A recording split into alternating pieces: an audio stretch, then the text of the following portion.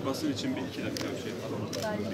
Sayın Valim, kıymetli milletvekillerimiz, Sayın Büyükşehir Belediye Başkanım, Avrupa Birliği Türkiye Delegasyonu ve Merkezi Finans ve İhale Biriminin değerli başkanları, Avrupa Birliği ve Türkiye Cumhuriyeti Mali İşbirliği kapsamında Kültür ve Turizm Bakanlığı liderliği ve Gaziantep Büyükşehir Belediyesi ortaklığı ile yürütülen Avrupa Birliği Türkiye Anadolu Arkeoloji ve Kültürel Miras Enstitüsü projesinin uluslararası açılış etkinliğine hoş geldiniz.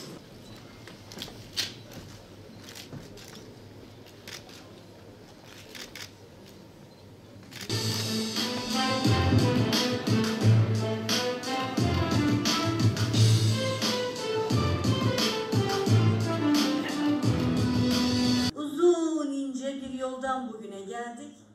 4 yıllık büyük bir emeğin sonucunu bugün hep birlikte ülkemizle birlikte uluslararası toplumla paylaşmak için bir aradayız. Hepinize hoş geldiniz diyorum. Emeği geçen herkese çok teşekkür ediyorum. Archaeology. I'm very pleased and honored to be here, particularly to share the enthusiasm and the happiness of the mayor when she spoke early on that this center is finally going to see life. And this center is going to see hopefully many archaeologists from Europe and from Turkey to work together. Bana göre Gaziantep'in en önemli tarafı söylenmezse olmaz. Onu da müsaade buyursanız ben ifade etmek istiyorum. Mimari ve tarihi yeraltı, yerüstü zenginlikleri dışında son dönemde şunu gördük ki Suriye örneğinde Gaziantep'in ve bu bölgenin en önemli değeri beşeri değeridir, insani değeridir, keremidir, mükremidir. Biz doğuda insan odaklı bir toplumuz. İnsani ilişkiler, beşeri ilişkiler her şeyin üzerinde gelir.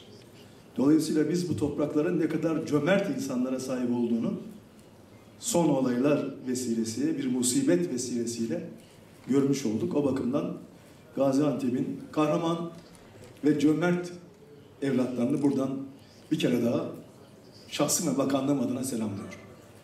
Ensar ve muhacirin ne olduğunu bize Gaziantep gösterdi. Bunu unutmamamız lazım. Bu insani vasfımızı, bu değerimizi, yaşayan insan hazinemizi, tam tabiri bulup, yaşayan insan hazinemizi hepsinin üzerinde tutuyoruz. Böyle ifade ediyoruz. Efendim 203 tane Kültür ve Turizm Bakanlığı'nın arkeolojik kazısı var şu anda. 203 kazı. Anadolu'nun değişik yerlerinde 203 kazımız var. Bu 203 kazı dışında kurtarma kazıları ve yüzey araştırmalarıyla beraber 520'yi geçiyor. 500'den fazla bir arkeolojik çalışma alanından bahsediyoruz Anadolu'da. Bu kazıların 31 tanesi yabancılar tarafından yönetilen kazılar. 31 kazımız var bu şekilde. Değişik ülkeler bu kazıları yapıyorlar. En çok kazı yapan ülke şu anda Amerika Birleşik Devletleri. 8 adet kazıyı onlar yönetiyorlar. Sonra 6'şar tane Almanya'nın ve İtalya'nın bilim adamlarının, bilim insanlarının yönettiği kazılar var. 3 tane Japon kazımız var. Japonlar tarafından yönetilen kazı var. Ve sonra birer adet olmak üzere İngiltere'nin, Fransa'nın, Avusturya'nın, İsviçre'nin, Belçika'nın kazıları var. Şimdi Türkiye bu açıdan bakıldığı zaman gerçekten arkeolojiye verdiği önem ve yeraltı arkeolojik bulgularının sayısı bakımından çok önemli bir ülke. Biz bunun farkındayız.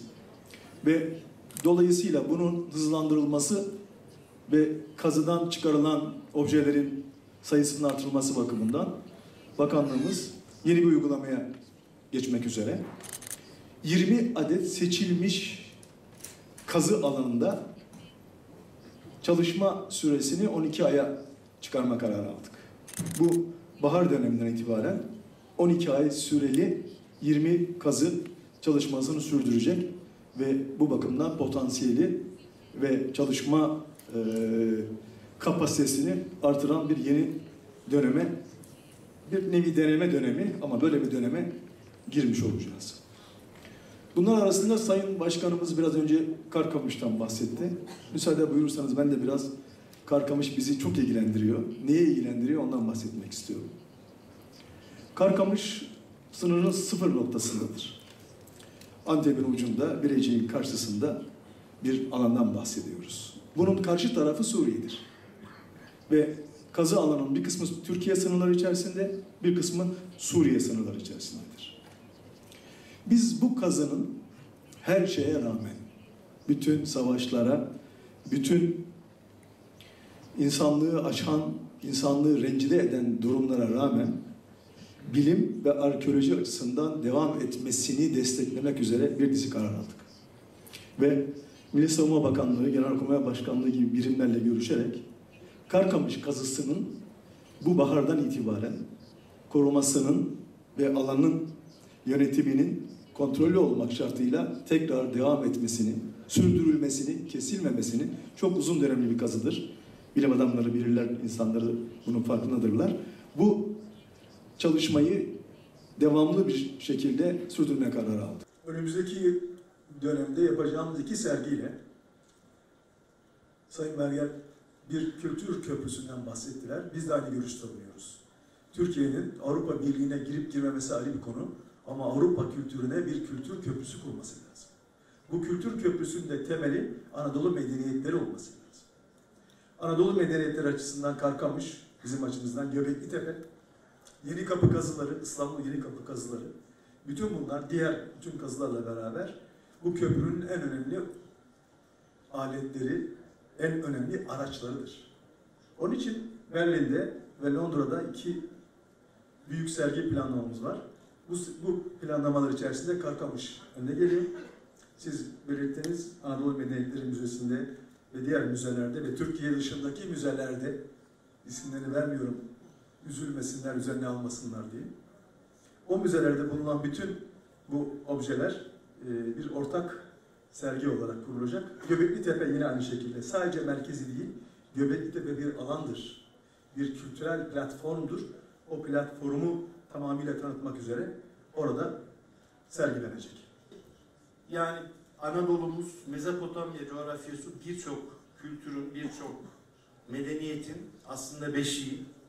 Bugün biz burada Anadolu'dan bahsederken, Türkiye'den bahsederken insanlık tarihinden bahsediyoruz.